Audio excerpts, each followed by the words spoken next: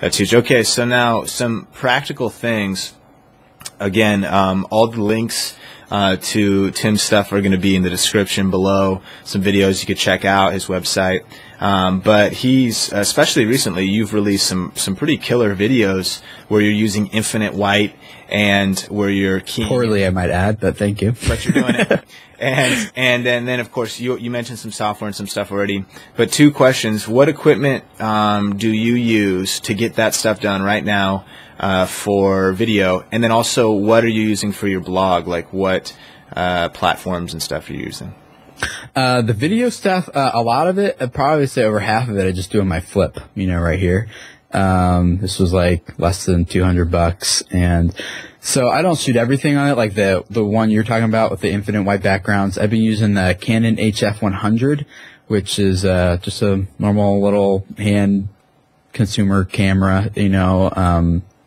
I don't have anything that's high end. I can't afford it. I wish I could, but I don't. So just using like basic stuff you can get at Walmart pretty much. So I use that camera. I have one little external mic that I put on that mounts on the hot shoe of my camera, because the onboard camera or mic, as is kind of fickle, and so I've got a little shotgun mic on top.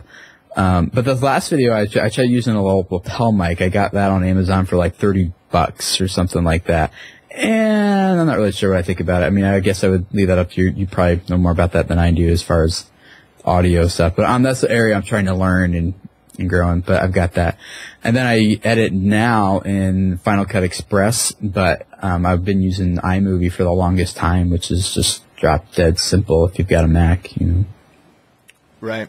And a tripod. You also, this is this video, if you're those watching this interview, you got to check this out.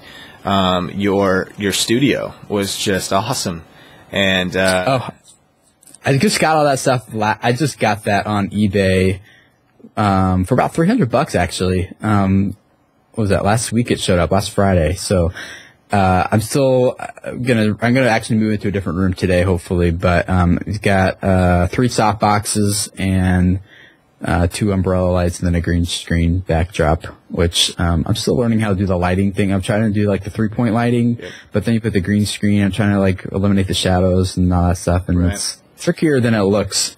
Well, there's that studio. I remember you mentioned that, but also check out this video down below. We'll talk about the it was kind of like the guerrilla ghetto studio that worked. Oh, you just, yeah. Threw up like a sheet and a few lights, and so I think both studios are in that video, I think. So yeah, you can see both of them.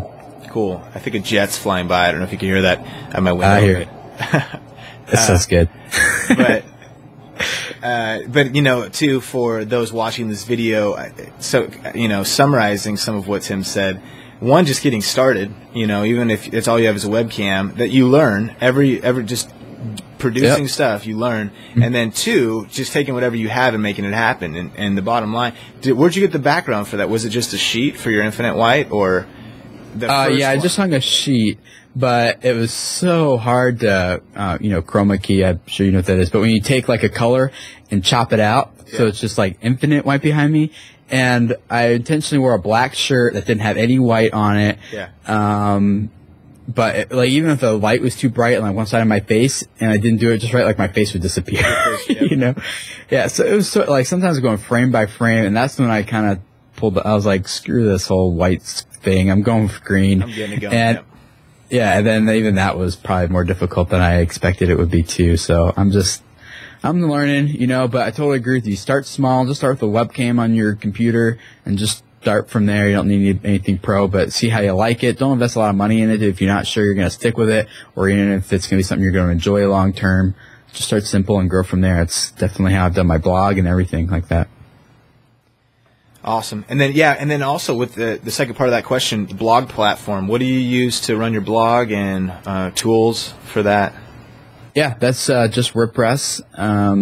There's WordPress.com, WordPress.org. WordPress.com is a place you can just go. Again, if you want to start simple, it's free. Just register. You go there, get started.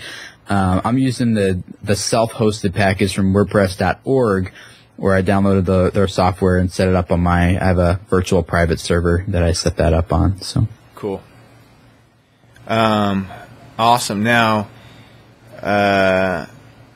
if people want to connect with you, where are you on the internet, and what are the links and places to find you?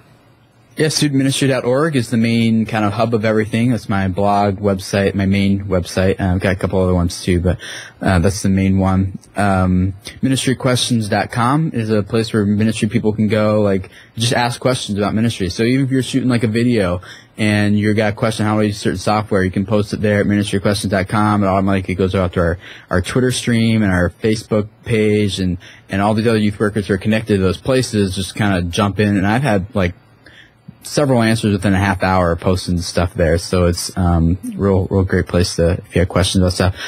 Twitter.com/Tim Schmoyer, YouTube.com/GodRocks, which is GODROX, and Facebook.com/Student Ministry. So you can see how my branding is kind of fragmented, really hardcore. But right. I didn't set out to do this, and so I had no idea I would need it all to be consistent later. So you got to just roll with what you're rolling with. So that's awesome. And then lastly, your book's coming out February. Tell us a little bit about the book.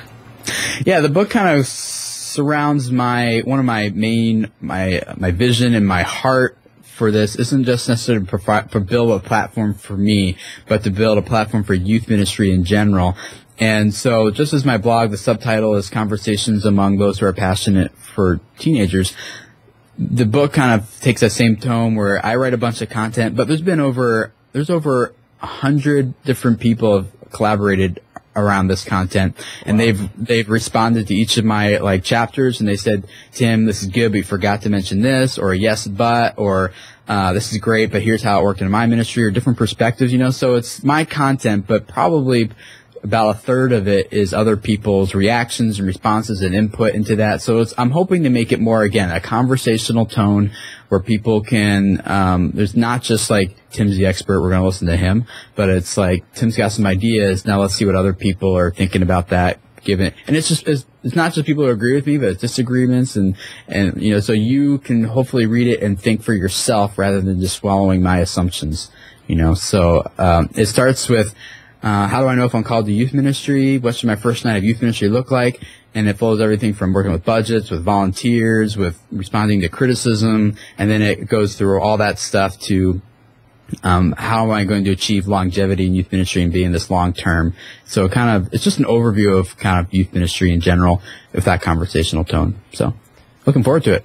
Awesome. That's great. So if you're watching this interview, definitely connect with Tim and also with just his ministry, and follow him on Twitter and stuff, because he's releasing a ton of resources. One, they're going to help you as a youth pastor and youth leader, and then two, because you're pushing through in media, and those advancements that you're making, you pass along that information to everybody else.